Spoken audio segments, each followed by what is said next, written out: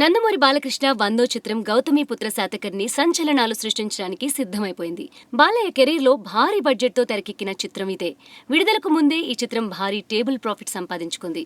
Release అయ్యాక Balayya cinema కొత్త రికార్డులు సృష్టించడం ఖాయమని చిత్ర బృందంతో పాటు అభిమానులు కూడా ధీమాగా ఉన్నారు. ఈ రోజే బాలయ్య సినిమా సెన్సార్ ముంగిటకు వెళ్లబోతోంది. మరి ఈ సినిమా ప్లస్లు, మైనస్ల మాటేంటి? ఈ సినిమా ఎలా ఉండబోతోంది? తెలుగు వన్కి అందిన కీలక సమాచారం ప్రకారం గౌతమిపుత్ర ప్లస్లు, మైనస్లు ఇవే. ముందుగా ప్లస్ల గురించి మాట్లాడుకుంటే, క్రిష్ ఎంచుకున్న కథనాలు ఈ చిత్రానికి ప్రధాన బలం. దేశం మొత్తాన్ని ఏకఛత్రాధిపత్యంగా పరిపాలించిన తొలి తెలుగు చక్రవర్తి కథ ఇది. గౌతమిపుత్ర గురించి తెలుసుకున్నది చాలా తక్కువ.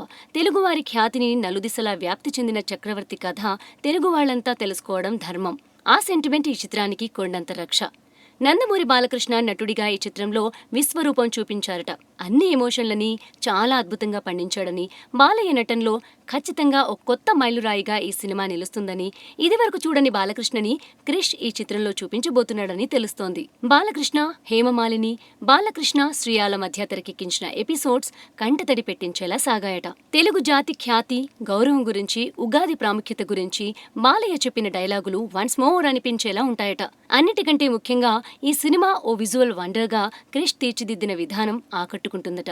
యుద్ధ సన్నివేశాలు బాహుబలి అంత కాకపోయినా క్రిష్ తన బడ్జెట్కు తగ్గట్టుగా అద్భుతంగానే రూపొందించాడని చెప్తున్నారు. పతాక సన్నివేశాలు ఈ సినిమా స్థాయిని పెంచేశాయని, గౌతమిపుత్రం మేజర్ హైలైట్స్ లో అదే కీలకమని తెలుస్తోంది. ఇక మైనస్ల విషయానికొస్తే, సినిమా మొత్తం సీరియస్ గా సాగడం ప్రధానమైన మైనస్ అట. బాలయ్య గెటప్ బాగున్నా వయసు మీరిన విషయం తెలుస్తూనే ఉందట.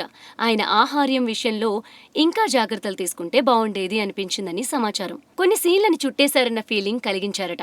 వాస్తవాలు ఎలా ఉన్నా వాటిని మరీ డ్రామాటిక్ గా తీర్చిదిద్దారని, దాంతో ఏది నిజమో ఏది కల్పనో తెలియని అయోమయ స్థితి కలగడం ఖాయమని అంటున్నారు. మొత్తానికి గౌతమిపుత్ర శాతకర్ణికి బాలయ్య ఇమేజ్ కొండంత అండగా నిలవడం ఖాయం. అదే ఈ సినిమాని విజయ తీరాలకు చేర్చుతుందని ఆశిద్దాం.